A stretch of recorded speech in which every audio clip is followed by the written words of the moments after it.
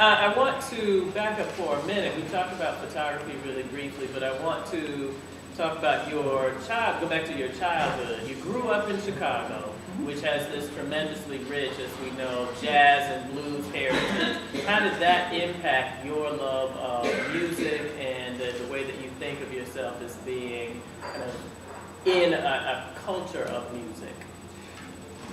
Growing up in Chicago was just phenomenal because my dad and my mom they loved music, so we had lots of good music in the house. I mean, I can remember hearing Count Basie and Duke Ellington's Battle Royale, from maybe about that high, and maybe Ramsey Lewis's Julia from the Waded in the Water album, from about that high as well. So those were things that were just kind of in our house. But as I recently went through my parents' record collection, I found that there were all types of music in there. A lot of jazz, of course, but there was also Chicago. There's a whole Chicago box set in there. There's some Living Shakespeare in there. There's some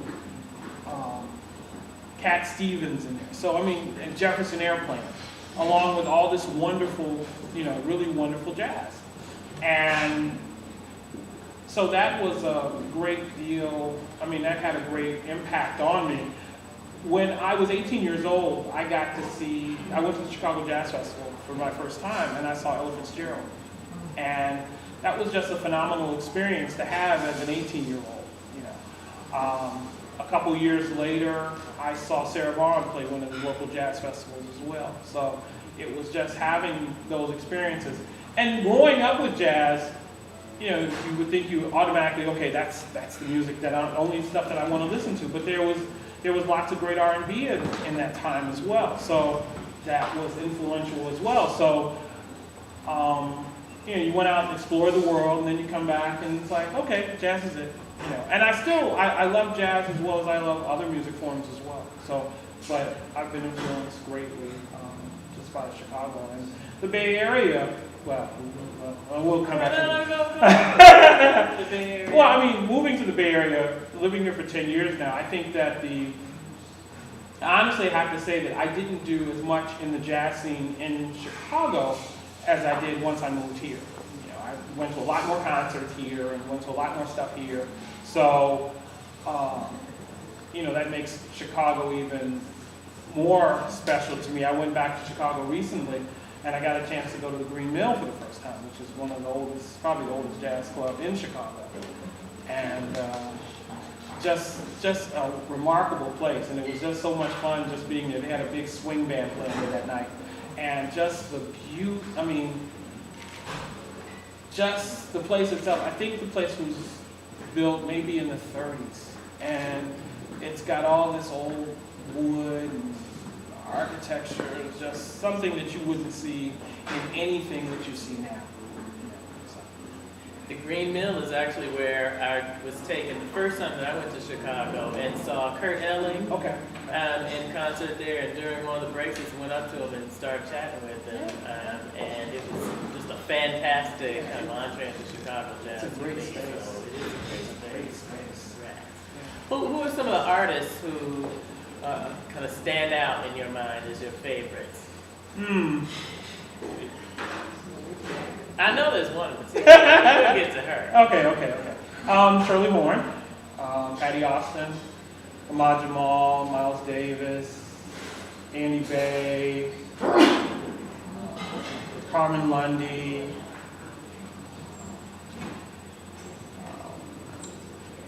McCoy Tyner. Okay, that's And two questions from that. I know that you have an affinity for Miss Shirley Horn. Where did that come from? What is it about her and her music that's particularly special to you? Around about 1992 or so, your friends recommend music to you all the time. And say, oh, go buy this, go buy that. Oh, okay, I'll go check that out.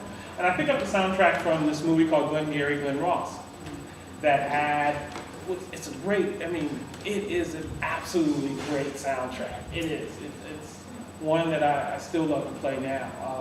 Because it introduced me to a couple of people, actually, it introduced me to the music of Shirley Horn, as well as it introduced me to the music of Jimmy Scott, because both of them were on there. So Shirley Horn was on there doing this song called You Better Go Now. And it was like, wow, I really like this voice. Who is she? I want to know more about her. And, of course, the internet wasn't all cool and hip then, so you had to just kind of go out and find music. And one night I was listening to Ramsey Lewis's show, and he played a track off of Shirley Horn's Here's to Life album, and this has now become a de facto standard, at least in my house. But, so I went out and got that album, and that was where the love affair began. And after having that album, I wanted everything that I could possibly find of hers. I was in a record store in Chicago one time, and I'm doing the usual Sunday afternoon, digging through the crates, seeing what's good, seeing what's cheap. And the record, the proprietor's playing this one song, and I'm like, that sounds like Shirley Horn. I'm not really sure though. And I asked, and it was Shirley Horn from 1965. It was the Traveling Light CD out. And I was like, oh, I gotta have this. And I did beg. I begged the man, let me buy it, because I think that might have been their only copy of it. And I bought that, and I was just like, wow. It was one of the first albums that she, well, actually, it was the second album that she actually played on, herself. Because there was Embers and Ashes, which I pray that they one day release that, which she did, was her first album that she did in 1960, but it was done on a very small label. And you can find it on eBay, but it has never been released on disc. Why? I don't know, because it's such a phenomenal album.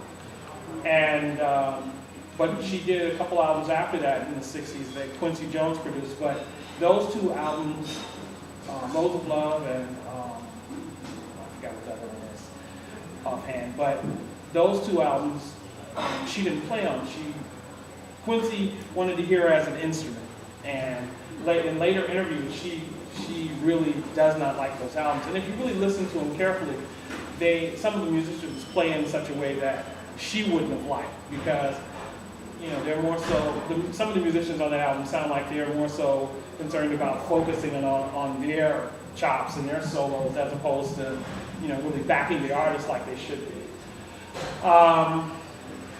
So 65, she did another album on ABC, which was with her own trio, and then with a couple other great musicians like Frank West and some other folks on there as well. And that's the album that I bought from them, and went home and played. Okay. If you could shoot any concert or any show at any time in history, what would you do?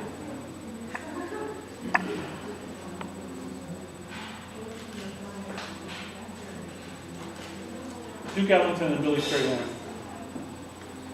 Any particular time? I'd probably say maybe in the 50s. And what about them then? What about shooting them? I mean, why them at that? I think that Duke Ellington was just so fascinating, and grew up with so much of his music that I think it would have just been great to shoot him in concert. And then later on, learning more about reading Strayhorn's biography and learning more about his music, and how he was such an integral part of Ellington's music. I think it would have been fascinating to shoot him as well.